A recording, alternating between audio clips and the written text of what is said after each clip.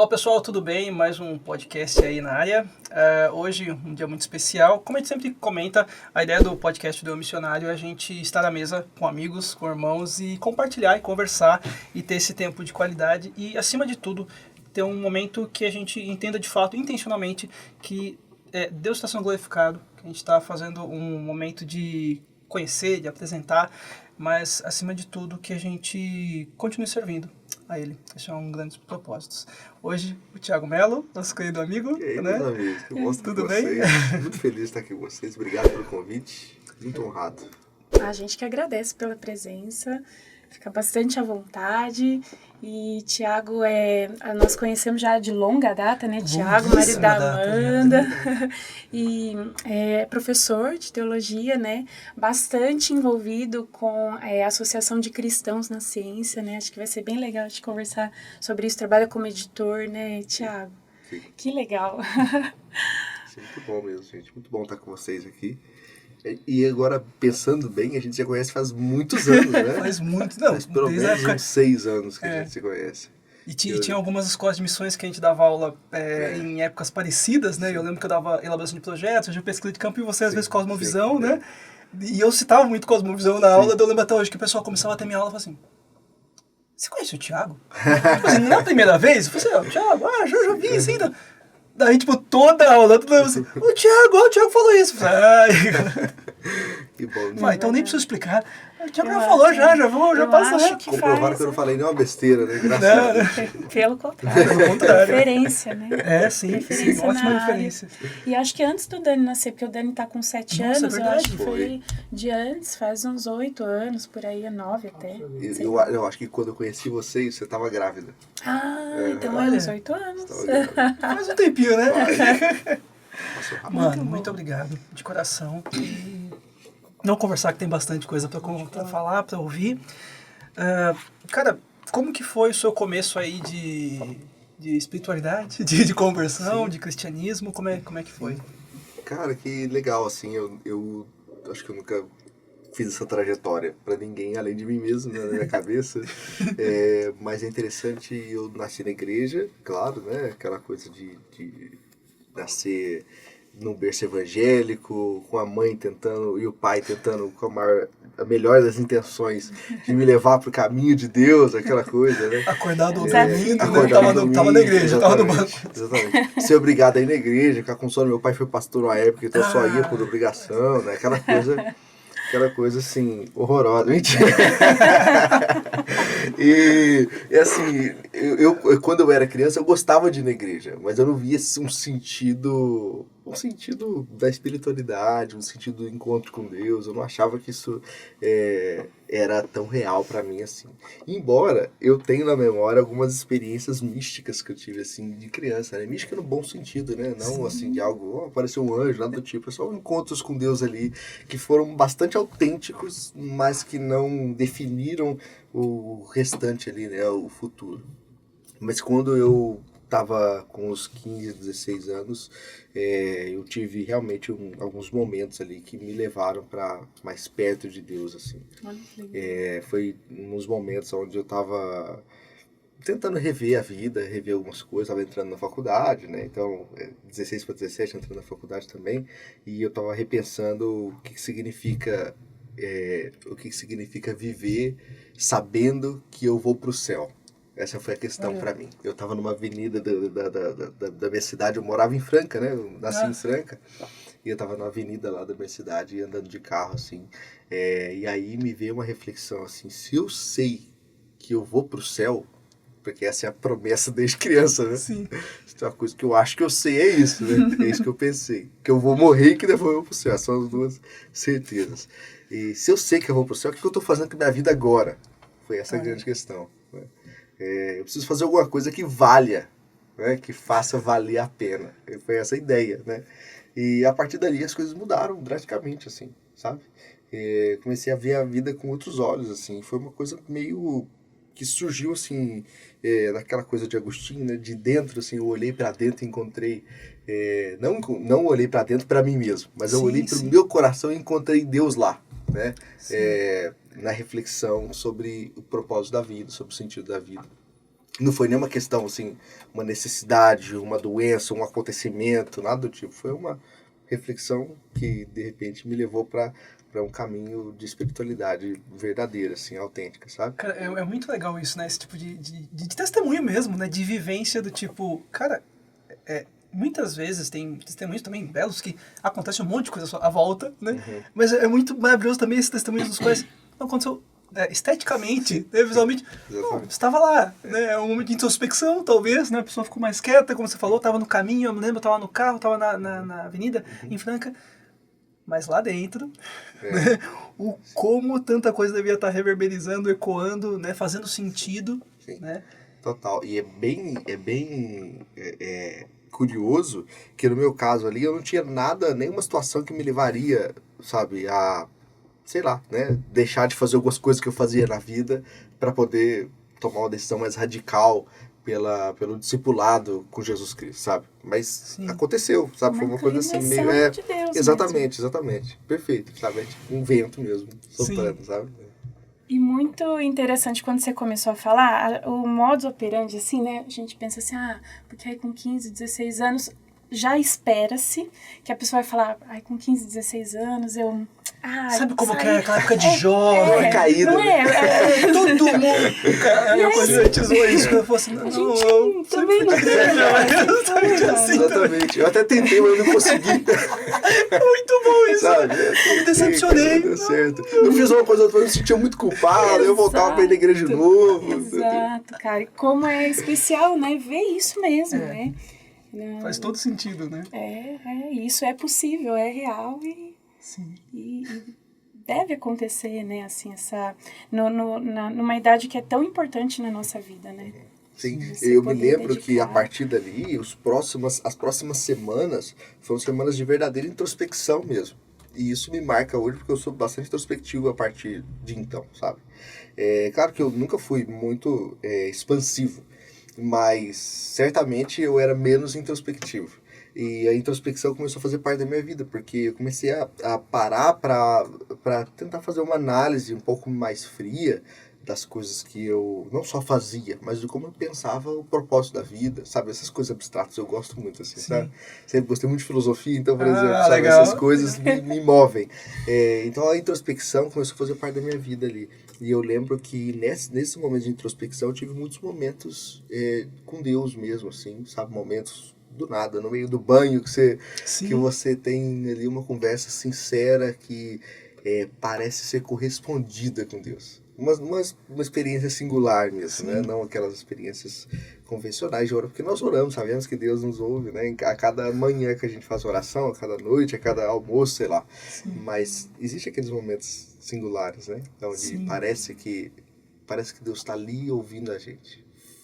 Esse Deus que se revela, né? Esse Deus que se permite a gente ter essas pequenas experiências, né? Sim. Cara, é muito maluco isso, né? Como você falou, essa questão filosófica, né? Da gente ter esse pensar, esse pensamento crítico, esse conceito aqui e ali, você vai, estuda, você lê. Mas, cara, como é belo quando você tem esse conteúdo, você vai vendo toda essa questão abstrata da coisa, cara, e de repente Deus vai fazendo sentido algumas coisas, ou Deus vai te mostrando algumas coisas no dia a dia, como você falou, né?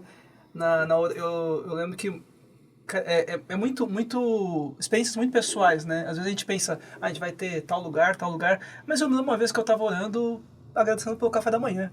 Sim. Tava com um pãozinho na mão, assim, sozinho. Eu lembro que eu tava visitando minha mãe tinha saído, tava sozinho no apartamento e eu sentado lá. Cara, e foi algo assim, tremendo. Sim. De Deus, assim, de forma introspectiva, assim, de forma muito, muito palpável, ter aquela revelação de quem Ele é e da graça dele nos alcançando e como isso é grandioso. E falta palavras para explicar, né? E isso marca, eu acho que no caso de vocês deve marcar muita gente, né? Marca a nossa caminhada e também deu um tom, assim, de como toda a minha vida desde então, a minha vida da espiritualidade, a minha dimensão da espiritualidade, digamos assim, de como ela funciona, sabe? Porque eu nasci numa igreja Assembleia de Deus, né? Foi muito bom para mim na minha formação, né? nada diferente do que foi, né? Foi muito bom. Contudo, eu não tenho nada, sabe? Eu não tenho nenhum traço pentecostal. Eu só conheci um pouco você, sabe? Eu te... Eu não tenho nenhum traço pentecostal. Preciso conhecer a gente, é a mesma coisa, exatamente. Eu não tenho, assim, sabe? Eu nunca tive experiências de, sei lá, sabe? De dons espirituais, essa coisa toda, sabe? Apesar de estar num contexto onde isso era bastante propício, né? Eu até fingi uma vez, mas não deu certo. Fingi que eu falei em línguas, mas eu não falei. Não mas acho que isso marca mesmo a minha espiritualidade, porque o modo como Deus me encontrou na minha introspecção tem tudo a ver com o modo como Deus me encontra hoje, sabe? Que é bem nessa coisa do dia a dia, do ordinário, né? Das coisas comuns, que é onde reside para mim a coisa mais preciosa da espiritualidade, né? Que parece nos levar para ser mais um pouco humanos, né?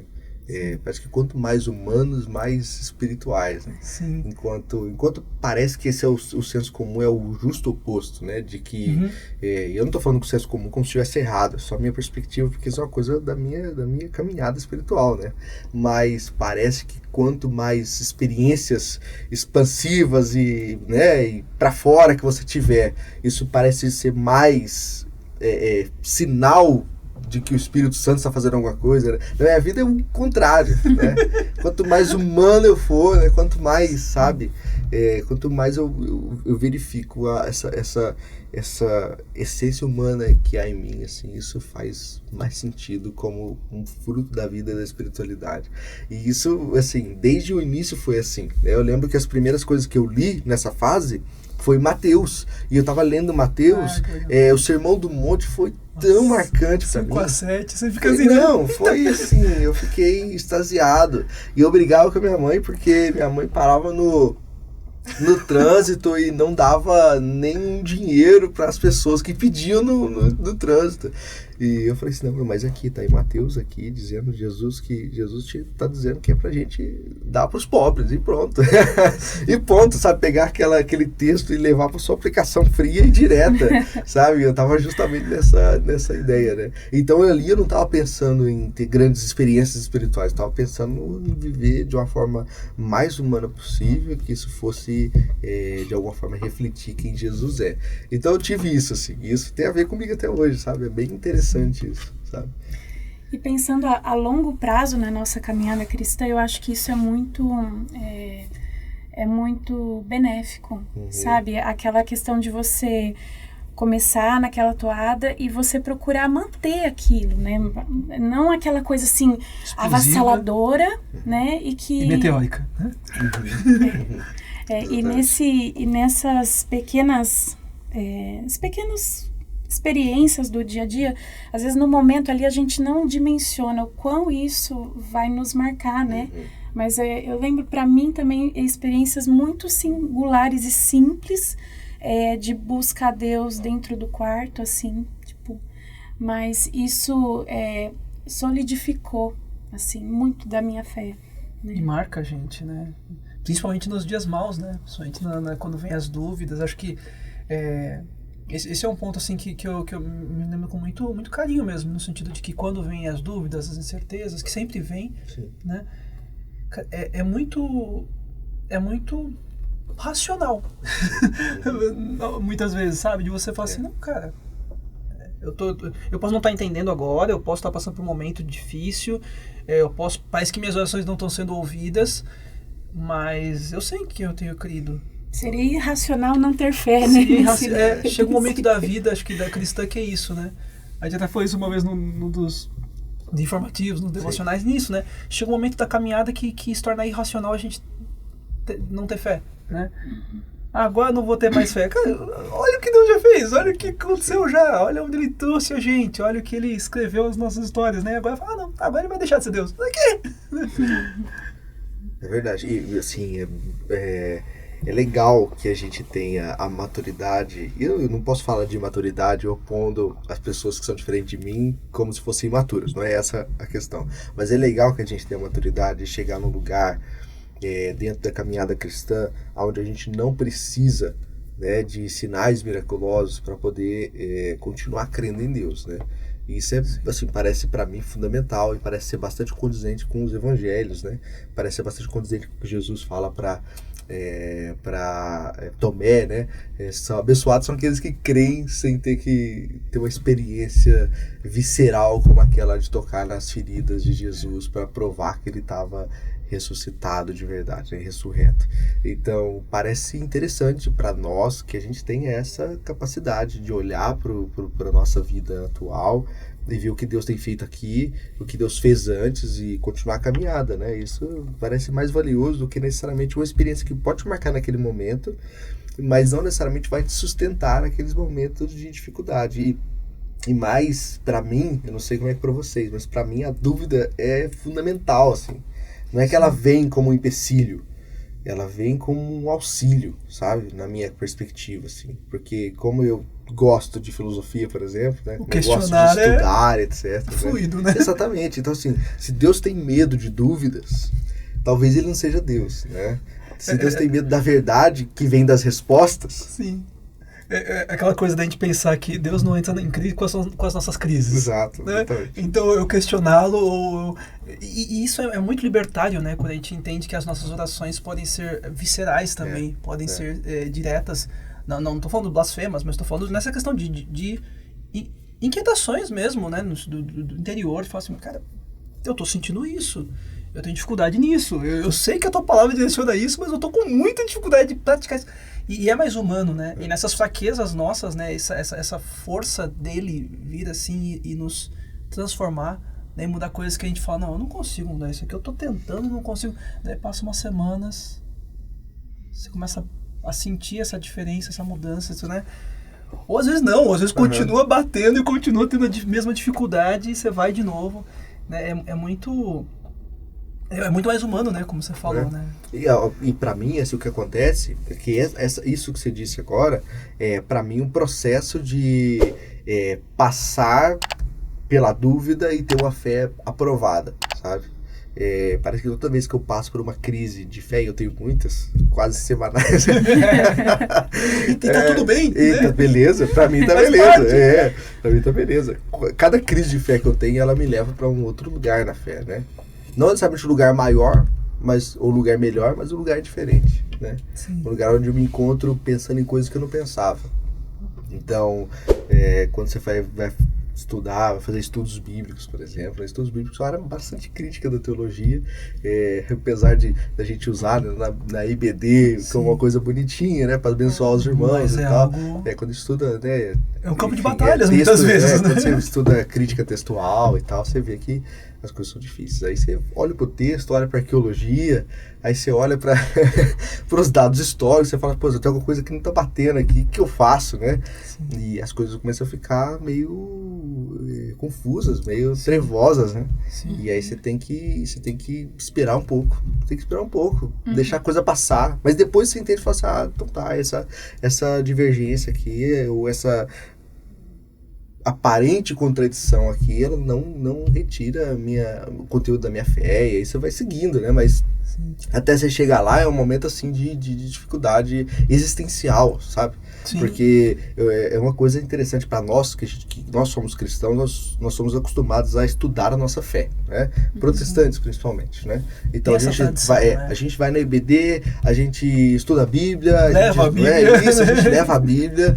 A gente estuda teologia sistemática na IBD, né? Sem esse nome. A gente fala módulo sobre Jesus. Módulo 1, né? Aí Jesus é o quê? Jesus é Deus e Jesus é homem. O que significa isso? É teologia sistemática, né? Mas a gente não dá esse nome. Uma pregação, a gente acaba... cultura, né? E exato. De Deus, né? Mas não com essa terminologia. Aí depois você chega no seminário, você viu que você já aprendeu, mas com outro nome, né? Sim. Então, assim, o que isso tem a ver, né? Aí você está aprendendo esse tipo de coisa, então o crente, o protestante, ele tem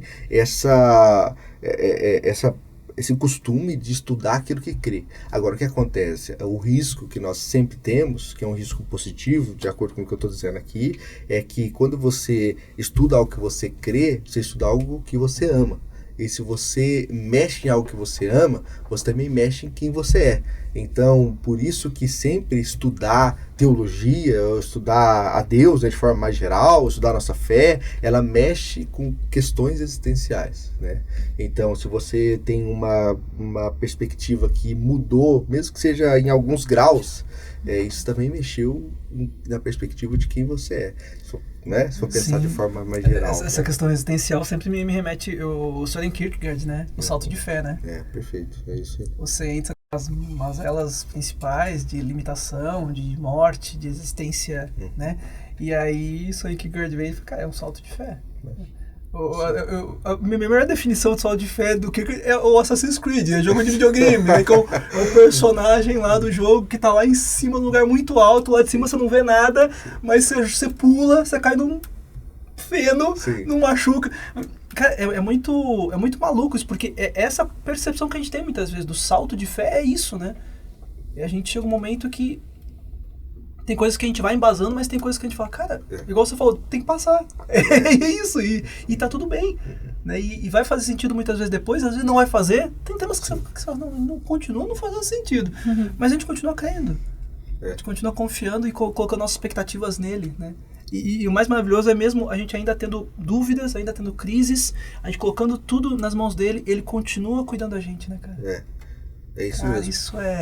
Isso é maravilhoso. E assim, se a fé ela tiver que ser sempre submetida à razão para fazer sentido, significa que a fé ela é de uma instância menor que a razão. Se coloca... E se ela é de uma instância menor que a razão, e a razão é uma coisa humana, a fé é menos que humano, né? Então ela é muito pequena. Por isso que a fé ela tem sempre que andar de forma paralela, nem submetida, nem submetendo, né, a razão. Claro, por vezes ela submete, por vezes ela é submetida, mas assim, num âmbito geral, para que a gente consiga passar pelas coisas, né? Sim. E essas crises são fundamentais, eu acho que elas são boas até, né? E assim, o medo de estudar as coisas, que é bastante comum, né? O medo, minha avó fala isso, minha avó, para que você vai estudar essas coisas, né, e tal? O que você estuda? Aí eu explico para ela... O que é mestrado, o que é doutorado, sabe? Ela não sabe o que significa essas coisas, né? E aí quando eu explico pra ela, ela fala assim, mas você vai estudar pra sempre, né? Eu acho que doutorado é a mesma coisa de uma graduação que tá continuando aí, né? A mesma coisa que tá lá, tá a mesma coisa. E ela fala, você vai continuar estudando? Tá, eu gosto de estudar, mas o que você estuda? Aí eu falo assim, a gente estuda religião, né? Estuda, enfim, aspectos... sociais, históricos, políticos, da teologia e não sei o que. Aí ela fala assim, mas você não perde a fé por causa dessas coisas, não, né? Existe uma compreensão mais ou menos comum de que é um problema você estudar. As letras matam, né? Aí já vem na cabeça, né? É que você pode descobrir alguma coisa que mexe com o que você é, essa é a grande questão, né? Ninguém quer mexer numa coisa que você sabe que pode ter um resultado adverso para você, né? Então, estudar... E integrar a espiritualidade, porque o nosso assunto aqui até agora é espiritualidade, né? Sim. Integrar o estudo da espiritualidade parece ser uma coisa assim inevitável, mas que pode te levar para um lugar inseguro, né? Porque você vai, de alguma forma, descobrir uma coisa que você não queria, né? Você vai descobrir alguma coisa nova sobre Deus. A Deus não é isso que eu imaginava. Então, o que você tem ali? Você tem uma imagem de quem você achava que era Deus, que você criou um ídolo de Deus, né? Nos termos teológicos. Sim. Você cria um ídolo de Deus, e aí, para você não destruir esse ídolo de Deus, você mantém ele bem seguro no seu santuário, né? No santuário da sua cabeça. E aí, quando você descobre algo novo sobre ele, não é ele mais, ou seja, parece que você já não tem mais a posse do conhecimento de quem Deus é. E aí, isso te traz uma crise existencial. Cara, né? eu lembro de uma crise quando eu comecei a estudar atributos de Deus. Acho que me emprestaram uma W Pink, alguma coisa, né? Bem, né? Sim. Cara, eu lembro que eu li e eu falei assim, não, peraí, não é possível que eu sou tão burro assim. Deixa eu ler de novo. Daí lia. Cara, eu passei acho que uma semana lendo todo dia o primeiro capítulo, assim. Sim. E eu ficava assim, cara... E essa não essa crise no mau sentido, mas essa crise do tipo, dessa percepção do tipo... Essa divindade que eu construí em mim, né, na questão da minha visão do divino, né, na fé cristã, não estava muito certa, não.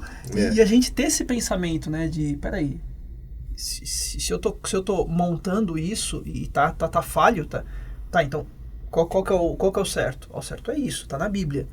Tá, mas é tudo isso. Né? É muita coisa, né? E aí vai estudar. E daí no meio do estudo você descobre outro ponto, né? Não, isso aqui eu também achava que Deus era assim, não era não.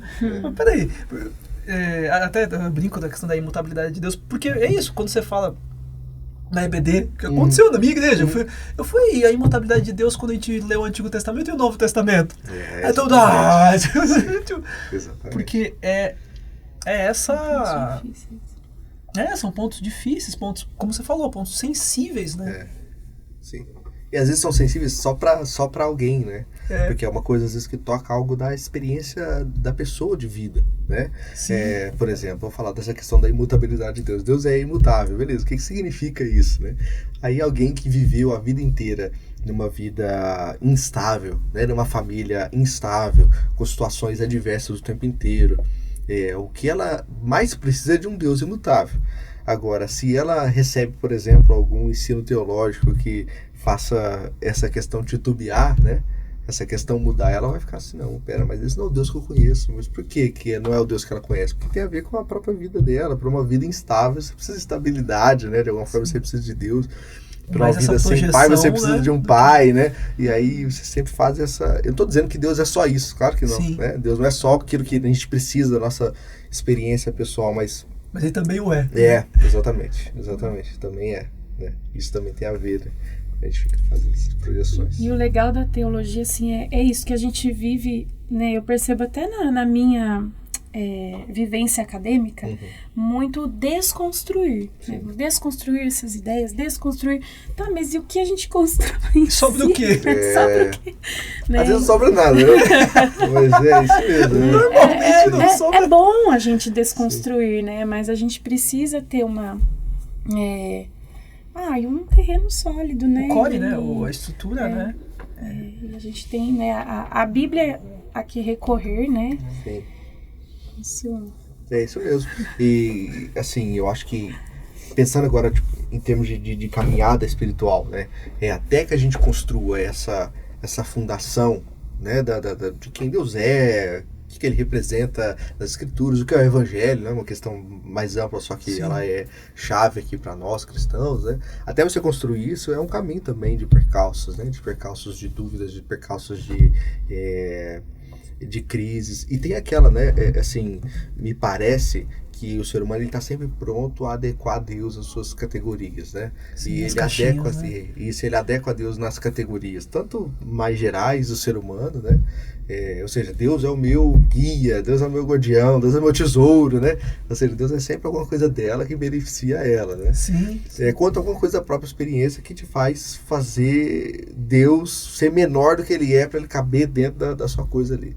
Então, assim, essa tendência nossa, ela pode nos levar para compreensões que no futuro acabam destruindo até mesmo esse core, né? Porque esse core ele é construído dentro de uma perspectiva bastante peculiar, que tem a ver com a sua comunidade de fé, onde você foi criado, seus pais, né? Se seus pais, por exemplo, são convertidos de uma outra religião, ou se seus pais são convertidos de uma outra vertente cristã, de outra denominação, né? Isso também vai mudar. Então, assim, são questões que não são nem um pouco fixas, né? Elas são sempre mutáveis. E isso é interessante. Eu acho que você tem esse espaço, né? Não sei se eu estou defendendo demais aqui as coisas vão mudar mesmo. Sim, assim, mas então. essa fluidez, né? Tem uma vez, eu acho que tava filosofando aí, pensando as coisas. Cara, é muito isso, né? De que nesses tempos líquidos, né? Um pouco respinga pra tudo quanto é lado, né? Respinga pra gente, né? Sim. Mas o respingar faz parte do processo. A gente tá aqui, a gente tem essa vivência. Mas é o que você falou.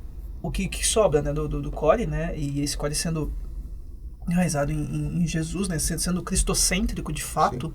Né? É muito bonito a gente falar, né? Cristocêntrico. Mas quando a gente coloca em prática o cristocentrismo, você fala, cara, é mais sério, né? Sim. É mais conversa séria, mais conversa, né? Tipo, não tem sombras pra me esconder. Sim. Né? É verdade. E depois desse salto de fé, talvez, não sei se eu posso chamar assim, né? Nessa fase indo para a faculdade, né? E daí como que foi assim, depois disso, Thiago? Logo em seguida eu fui pra Jocum, cara. Ah, que legal. Porque eu fiquei 1 ano na faculdade só, 1 ano e meio mais ou menos, né? Faculdade de publicidade e propaganda. Rapaz, tem. Nada a ver.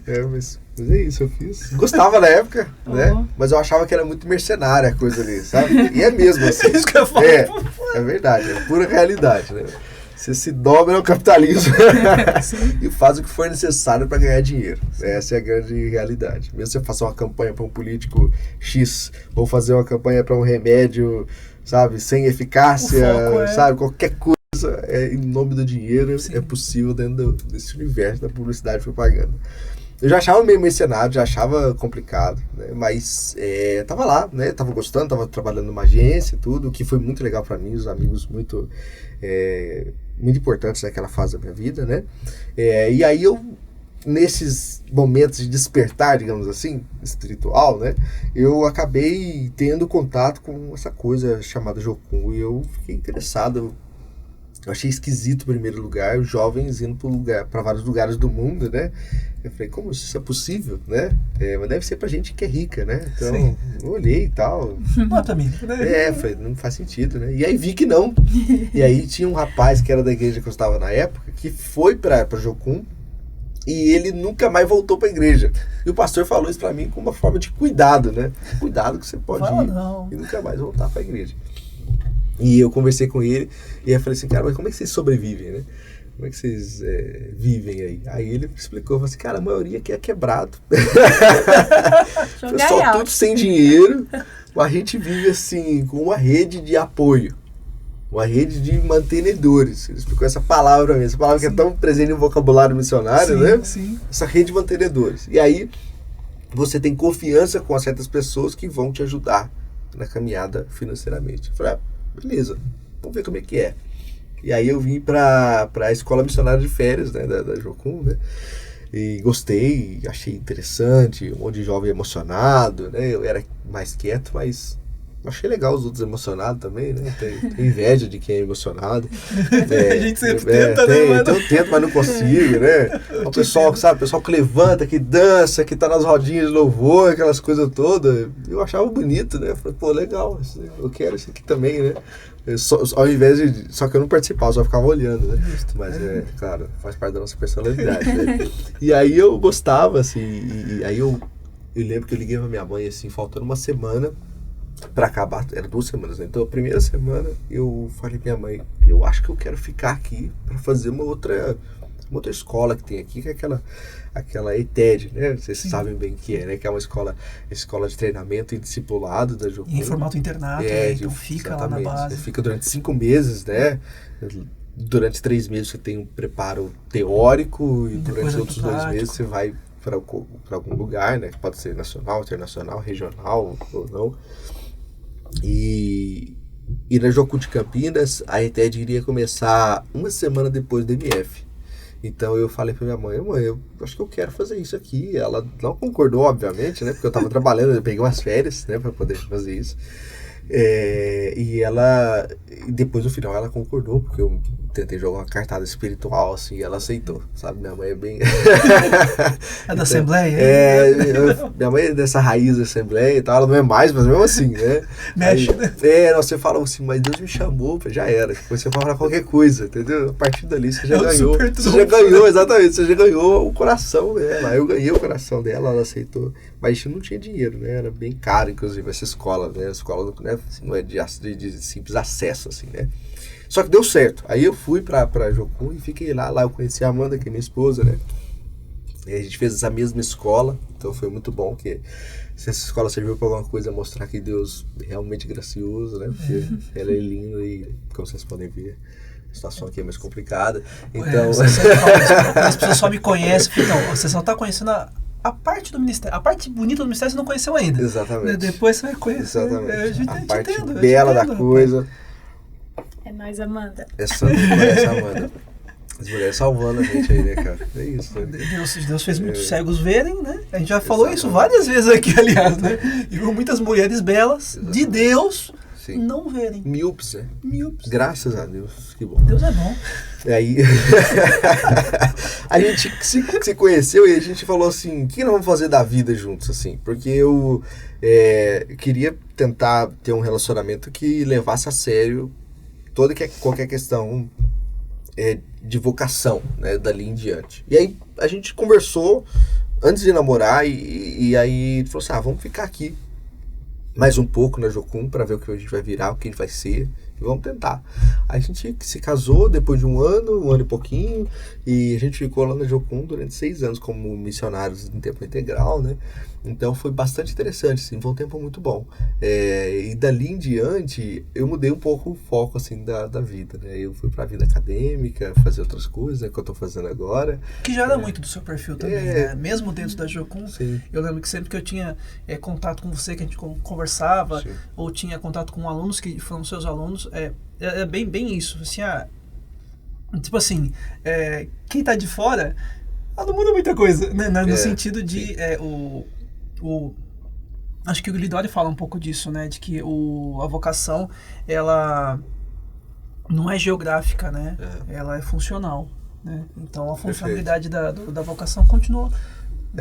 É isso mesmo. E eu acho que, assim, até mesmo a vocação não precisa ser vista assim como uma coisa assim de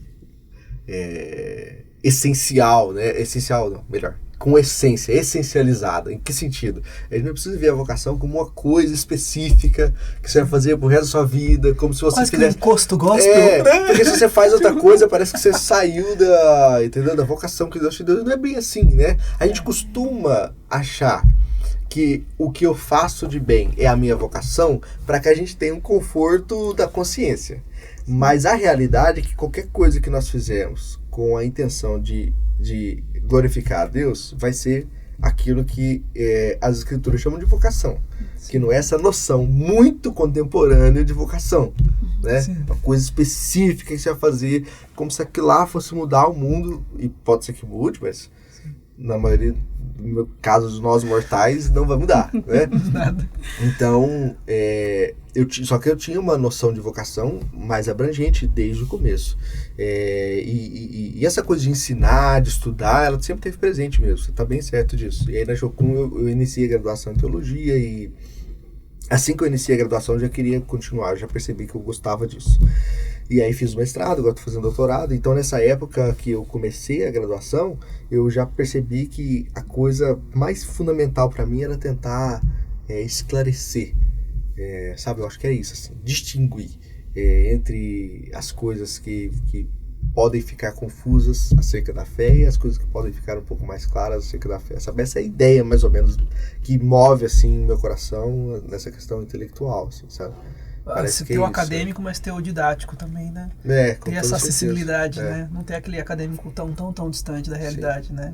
E acho que isso é muito, muito maravilhoso, né? Quando a gente vê a teologia, ou pessoas como você que tem esse esforço, porque dá trabalho, ter o estudo, o empenho, mas tem a delicadeza de falar, não, eu não quero só fazer uma construção acadêmica isolada no tempo, isolada na igreja local, mas ter essa sensibilidade, né, mano? De, opa, isso que eu vou praticar, isso que eu vou produzir tem que fazer sentido. Sim. Né? Tem que esclarecer.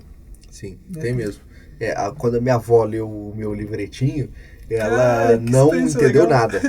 E eu fiquei pensando assim, talvez eu tenha que escrever de outra forma. Isso é porque já é um livro introdutório.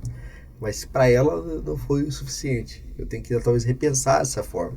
Mas é exatamente isso que você falou agora, sabe? É claro que a vida acadêmica te exige um nível de especificidade grande, sabe? Ninguém vai aceitar um artigo seu falando uma coisa que todo mundo já falou. Você precisa realmente... Obviedade. Você precisa ter uma coisa específica, você precisa ter singularidade, né? Agora, isso não significa que você não possa fazer coisas que são mais abrangentes, né? Que são para acessíveis, exatamente. E eu acho que talvez esse seja o papel da gente, né? De todo mundo, não só quem está envolvido no meio acadêmico, não, mas de alguma forma... ter a capacidade de ampliar o horizonte da fé, sabe? Parece que o horizonte da fé ele é muito curto para muita gente, sabe? Ele se resume a sair de um limitado, campo... né? Ele se resume a sair desse campo que é o coisas não de Deus para coisas de Deus. O saco né? tofano, né? E aí você faz isso assim de forma muito superficial, né? Para algumas pessoas é parar de usar uma certa roupa, tirar brinco, sabe? E ir pra igreja. Sabe? E aí não dialoga, né? O que você vive no domingo com o que você Não vive faz no resto sentido, da né? semana. Não faz sentido, porque você não teve um salto de fé, né? Você teve um convencimento moral que pode ser importante, mas não é primordial, sabe? Não se sustenta, né? Acho que esse é um ponto assim, que me assusta muitas vezes. Quando a gente pensa isso assim, não se sustenta, né? Quando tem só essa questão na moralidade, quando só tem essa questão nos usos e costumes, não criticando as igrejas que praticam essas ações, mas quando o evangelho se resume apenas numa quantidade de normas a serem ditas, proferidas e impostas, e não tem o salto de fé, né? Cara, o quão miserável a gente é, né, cara? O quão miserável a gente se torna, né? Não tendo esse entendimento da nossa limitação, de quem a gente é, e mesmo assim Deus grandioso como Ele é, se fazendo em meio de nós, né? Sim. O risco de se tornar muito transitório, né? Pensando até na parábola do semeador, né? As coisas que vêm para roubar a semente, né? São muitas coisas concorrendo, né? Sim, os pássaros, o solo, os espinhos, né? Totalmente. O sol, né? É muita coisa, né? E por isso que esse convencimento somente moral é uma questão, assim, parece que fundamental tem que ser fundamental dentro das nossas discussões, assim, porque o evangélico, eu falo evangélico aqui me colocando, né, como evangélico. Nós evangélicos, nós nos acostumamos a imaginar que o fruto do cristianismo verdadeiro é somente uma moral ilibada, né? Então, é isso, também, né? Também. Todo mundo tem que dar um exemplo moral, Tem né? que ter Você precisa ser honesto, você precisa ser, completo, né? Exatamente, você precisa ser isso. Agora, isso não é, assim, o pressuposto básico. O pressuposto básico é de uma vida regida pela graça de Deus. E a vida regida pela graça de Deus, ela tem os percalços morais. E ela demora mais para chegar a um resultado de uma moral ilibada do que de alguém que aparentemente se transformou de uma moral totalmente depravada para uma moral ilibada, como forma de demonstração de que agora ela participa de uma comunidade de fé, como é muito comum acontecer. Então esse é um problema, assim, para mim, central do evangelicalismo, dessa construção evangelical, sabe? Se tem uma coisa que nós evangélicos erramos desde o nosso fundamento, é de forjar conversões com aparência moral, assim, sabe? E é mais fácil, né, do que discipular dia a dia, conversar, ver a queda, abrir o coração. Na igreja local mesmo, a questão de a gente conversar com alguns jovens e até com alguns irmãos e compartilhar a fé e discipular e estar junto e se dispor, é justamente isso, né? Ter esse tempo mais longo mesmo, né? Para que as coisas façam sentido de forma mais profunda, né? Porque é como você falou, se muda só por questão de conveniência, porque agora faz parte do grupo. Cara, imagina quão miseráveis a gente somos, né? Quando tem essa culpa batendo todo dia, né? Não, eu tenho que fazer isso, não posso fazer isso. E aqui entra também outras questões, como, por exemplo, o medo de morrer e ir pro inferno, né? Quem não tem medo de ir pro inferno? Todo mundo tem. Lógico, não quero ir pro inferno, ninguém quer ir pro inferno, né? Não é uma pessoa em sã consciência que quer ir pro inferno. Até um agnóstico, até alguém que não tem nenhuma crença clara de qualquer coisa que seja, ninguém quer ir pro inferno. Você dá opção pra ele. Exatamente. Não, pô, quero ir pro céu, lógico, né? Não sou bobo. Agora, o que esse medo de ir pro inferno, esse medo de morrer e ir pro inferno, que nós inculcamos nas pessoas, o que ele produz, né? Se ele produz alguma coisa boa, eu não estou conseguindo visualizar. Entendeu? Ele produz mais coisas negativas, né? Em que sentido? Ele produz um monte de gente que vai na igreja quando tem filho, porque ele imagina que a partir dessa fase, que é uma fase madura da vida, onde ele casou, ele começa a ter filho agora, ele precisa ensinar os filhos no caminho do Senhor, e agora ele deixou a vida, porque até então ele pensava na vida como uma vida para si mesmo. Agora ele pensa na vida que ele faz alguma coisa para herdar um céu que depois vai ser benéfico para ele vai fugir daquela morte, E se ele morre antes disso, ele se ferrou, né? Porque, então tem isso, assim, sabe? Uma perspectiva do que significa a vida cristã. No fundo, essa é a grande questão. O que significa a vida cristã? O que significa o discipulado? Parece que a gente está tão longe sabe, do que Jesus ali falou para nós, que a gente está vivendo, assim, diversas perspectivas equivocadas, sabe? Muitas. E modelos, né? Modelos equivocados, exatamente. O modelo é esse, discipulado, exato, né?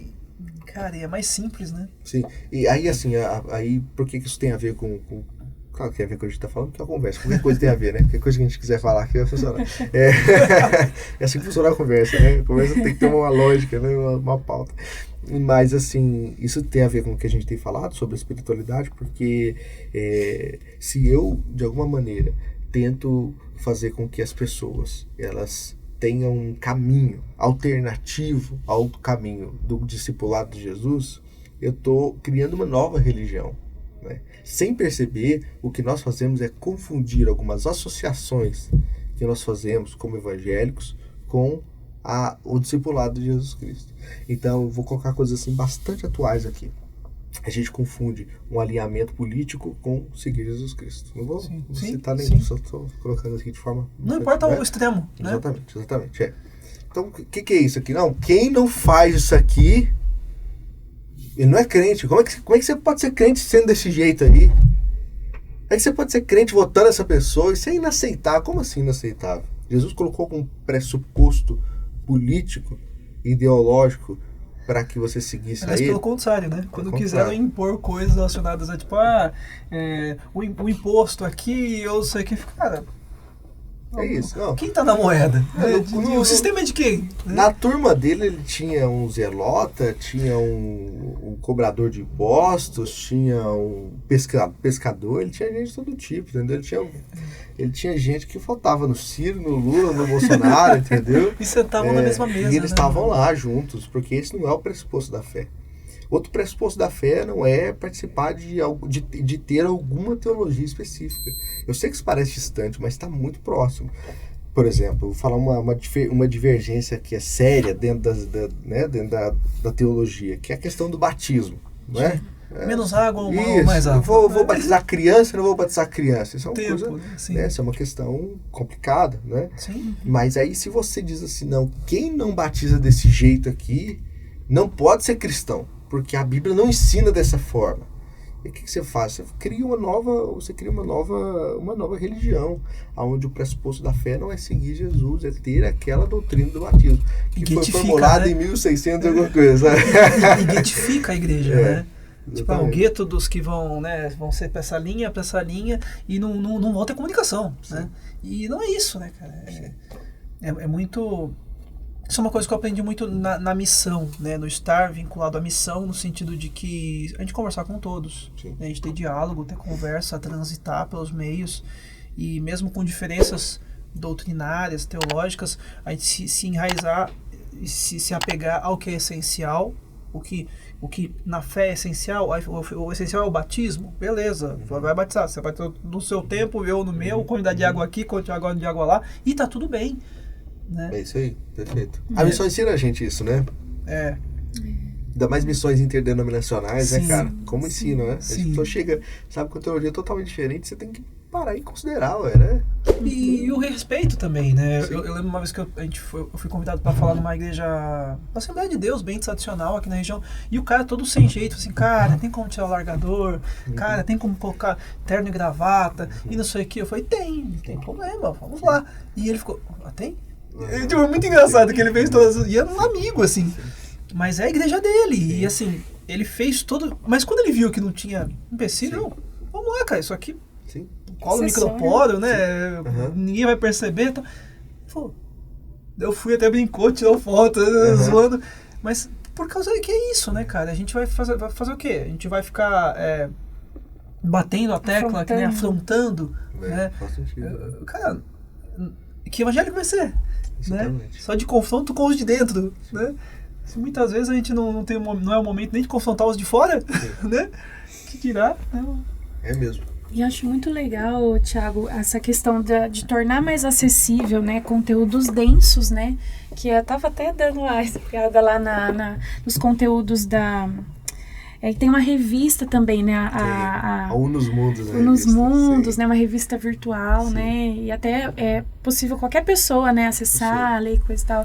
Você pode falar um pouquinho mais sobre essa organização que trabalha com a ciência, né? Com certeza, é muito legal. Eu trabalho na Associação Brasileira de Cristãos da Ciência, mais especificamente num ramo dessa associação, que é a Academia Brasileira de Cristãos da Ciência, né, que é uma outra associação irmã dessa. Eu trabalho especificamente nessa, que é a Academia BC2, a gente chama, né? E é popularmente chamada de ABC2 no geral e Academia BC2, né? A Associação Brasileira de Cristãos da Ciência, por isso o ABC2. Brilhante, né? Esse nome é muito legal mesmo. Eu acho que foi o Roberto Covolan, que é o nosso presidente da Academia BC2, que montou esse nome aí. Essa é uma associação que existe há alguns anos já, uma associação bem consolidada, que trabalha com fé e ciência, esse diálogo de fé e ciência. E nós lançamos uma revista há um mês e meio atrás, alguma coisa assim, que é uma revista chamada Unus Mundus. Unus Mundus porque tem a ver com esse conhecimento único, né? A origem do conhecimento sendo Jesus Cristo. Então, por mais que a gente tenha diversas lentes para observar esses objetos da realidade, né? Essas lentes sendo as ciências, né? A química, a biologia, a física, a geologia, também as ciências humanas e etc. A gente está observando toda a mesma realidade, que é a realidade criada por Deus. Então a gente entende essa unidade do conhecimento de alguma forma. Né? Então por isso Unus Mundus, né? Essa é uma expressão já antiga. E nessa revista a gente publica artigos que fazem um diálogo entre teologia, filosofia e ciência. Bastante interessante, é muito bom, sabe? E tem a ver com o que a gente está falando agora, porque é um lugar para quem gosta de perguntar coisas, né? Para quem gosta de questionar coisas, para quem gosta de estudar. A gente tem assim muita gente que é acadêmico e muita gente que gosta simplesmente de curioso, né? Sim, literalmente, né? Exatamente, curioso. Todo mundo é curioso, né? Sim. No final das contas. A gente quer saber um pouco mais das coisas. Então, nessa associação, a gente trabalha com grupos de estudo, tem grupos temáticos, sabe? Grupo de filosofia, grupo de biologia, grupo de educação, grupo de letras, muitos grupos, tem muitos no Brasil inteiro. A gente lança livros também com a Thomas Nelson, tem uma coleção de livros, né? Fé e Cultura, se não me falha a memória. Acho que até que eu te mandei o link. Thomas Nelson. Tem de pedagogia, legal. né? Tem de pedagogia, exatamente. É isso aí. Nossa, essa série que a gente traduz os livros e a Thomas Nelson publica junto com a gente como parceria. Mas parabéns, viu? É muito legal. Trabalho incrível. Sim, trabalho incrível. A gente tem uma outra coleção que é mais antiga com a Ultimato, né? Que trabalhava essas questões de fé e ciência também, mas a gente mudou a editora e mesma parceria aí também com eles, muito legal.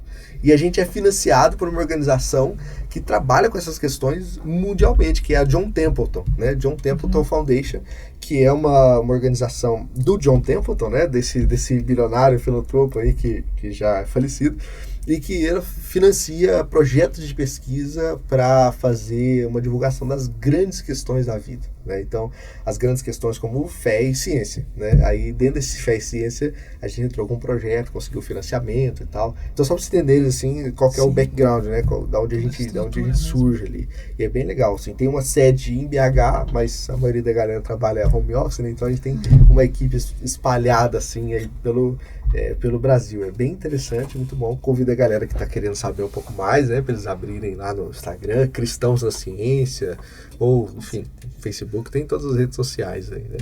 Vamos pôr na descrição também. Sim. É muito legal mesmo, um trabalho muito massa. A revista, o pessoal acessa como? No site Unus Mundus. Colocar no Google unusmundus.academiabc2.org.br. É muito legal. Nossa, muito bom. É uma revista muito boa e a gente lançou há pouco tempo, mas a gente está com bastante acesso. Eu acho que mais de 15 mil pessoas acessaram já até agora. E é uma revista que trata de questões que até agora a gente não conseguiu ainda, sabe, divulgar cientificamente. Então a gente tem um artigo ali, por exemplo, da Ana Bezerra, que é uma amiga nossa que está fazendo doutorado na Unicamp em linguística. Ela trabalha com Sêneca, aquele filósofo romano, né? Sim. E ela fala sobre questões da Bíblia e as emoções em Sêneca. É bem interessante, sabe? Então, assim, a gente tem todo tipo de recorte que você imaginar, sabe? Todo tipo de recorte que você imaginar. Aí tem colunistas, né? 4 colunistas que falam mensalmente, cada um tem uma coluna sobre algum tema. Tem um colunista que fala sobre teologia natural, né? Outro colunista que fala sobre ciência mesmo, outro colunista que fala sobre virtudes intelectuais. Poxa. Então é muito interessante, sabe? Coisa assim pra gente que é curioso. Se quem tá ouvindo a gente for curioso, vai gostar, entendeu? Curioso crente. Um crente curioso, meio nerdola, assim, sabe? Aquela coisa meio, sabe? Tem que ter aquele tique, né? Isso. Não tem como. Se tiver uma gotinha de nerdola, vai ser muito contemplado lá. Fica feliz. Vai ser muito bom, exatamente. Vai ser muito bom. O pior é que a gente vai ter que já finalizar, que passou o tempo Muito rápido, né? Mas que Mano, bom. desde já muito obrigado. Eu que Obrigado agradeço. pelo carinho, desde dos meus contatos aí, pelo convite, assim, sempre com muita responsabilidade, muito carinho, de coração mesmo. Muito obrigado, mano. Mas, como a gente finaliza sempre, a gente pede pro convidado indicar um livro, né? Pra gente pessoal que tá acompanhando a gente, que livro que você indica pra gente? Eu posso indicar 2? Pô, deve, Rápido. no seu caso deve. Rápido, sim. tá? É porque assim, o livro que me marcou bastante é um livro do Rubem Alves. Gosto muito do Rubem Alves, né? Não sei se essa câmera aqui dá pra Sim, ver. sim. Esse livro aqui é antigo. Tem uma versão bem mais bonitinha. Esse aqui, sei lá de quando que é. Deixa eu ver o ano aqui. Deve ser tipo assim, 1989. É Conversas com Quem Gosta de Ensinar. Esse livro que o Rubem Alves, ele fala sobre educação. E ele, pra mim, o Rubem Alves é um dos autores que eu mais gosto, assim, que mais me inspiram. Apesar de ele ser um educador, todo mundo conhecia ele como educador, ele é um teólogo, ele fez mestrado, doutorado em teologia, né? Então, assim, um cara que falou sobre a fé de forma impressionante. Eu gosto muito do Rubem Alves. E nesse livro aqui ele fala sobre a função do professor, do educador. Então, eu acho que é muito interessante. Para quem gosta de ensinar, tem umas conversas aqui. E esse aqui é o meu livretinho, que eu vou fazer uma divulgação aqui, né? Sim, claro, por Que favor. É o livro Neocalvinismo, Tradição e Fundamentos. Eu estudei no mestrado essa tradição, chamada tradição neocalvinista, né? Que não tem a ver com calvinismo de predestinação e tal, né? Não, esse é o foco da tradição. Tem a ver com uma tradição que é uma renovação do calvinismo para um mundo pós-modernidade, né? Ou para um mundo na modernidade. Então é Caminhando bem interessante. já, né, Isso, exatamente. E foi publicado pela Mundo Cristão, numa curadoria que eles têm, um selo chamado Curadoria Sementes. Então, para quem tiver interessado, um livretinho aí. E lá no seu Insta, eu sei que tem o seu site lá que dá pra por lá comprar, Sim, né? dá pra comprar por lá. Tem vários meios Sim. aí que dá pra encontrar, né? Mas, tem na Amazon, tem... essas livrarias tem todas aí, mas... Tem um e-book, tem audiobook também, enfim, tá à vontade, a pessoa pode ler, ouvir, fica à vontade. Desculpa, se não for, você corta. Tá no Pilgrim? Na Pilgrim, é isso mesmo, na Pilgrim tem lá, exatamente. Mais um link pra eu colocar na edição. Pilgrim, vamos fazer uma parceria aqui com eles, entendeu? Tem que ajudar a galera que entendeu? Tudo nosso, amigos, entendeu? Muito bom. Mano, a gente gostaria de presentear com esse livro aqui do Howard Hendricks, Muito Ensinando obrigado. para Transformar Vidas. Gente, muito obrigado.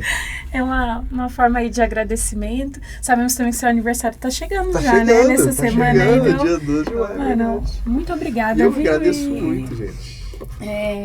Muito obrigada aí por compartilhar tanta coisa com a gente. Né? Sim, aí com certeza deve ter mais episódios ainda mais. E se começar a falar de filosofia, aí lascou. Nossa, aí, mas como é bom. A gente nem falou de astros, né? Não, Astrologia. Astrologia. Acabou. Eu vou pra isso, você vem pra cá, não vou de astrologia. Aí lascou. Fazer uma pastral. Gente, é astronomia. Gente, é brincadeira, pelo amor tá? de Deus, né? Minha área é astronomia. É astronomia, mas se você for virginiano, ele pode ajudar. Isso explica muita coisa. Essa negação dele é porque ele é de escorpião. Eu sou de dragão. Eu sou de dinossauro, mas isso não existe. Nenhum existe, né? Tem isso.